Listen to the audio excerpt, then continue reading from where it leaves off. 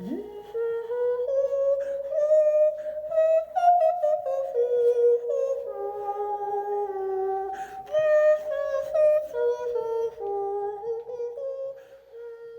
il y a une légende.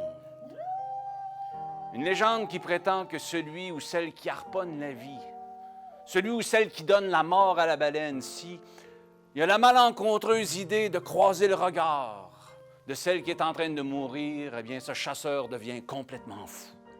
Ce conte est important pour moi parce que ça a été, de mon côté, la réappropriation de mon territoire, qui est en Côte-Nord. Et un jour, quand j'ai décidé de devenir conteur, je me disais, mais quoi raconter? Puis là, j'ai regardé autour de moi, j'ai dit, mais tout est là.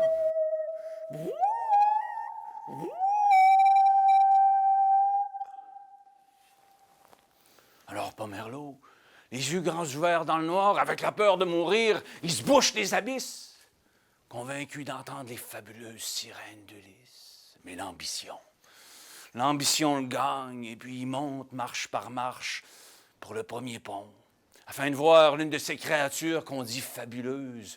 Et au bout du navire, il y a une ombre. Il y a une ombre dans la nuit. Pomerleau s'approche doucement, en catimini, sans faire de bruit. On a de l'histoire, mais il y a tout le non-dit de l'histoire. Alors, ça vient chercher cette fibre sensible de l'humain qui écoute.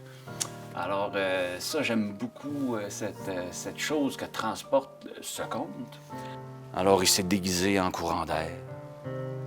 Les autres, fiers à bras, ont été fêtés vers la proue, puis lui, il est descendu dans la cale. Il s'est blotti dans son hamac en se répétant « La nuit va te faire du bien. La nuit va te faire du bien. »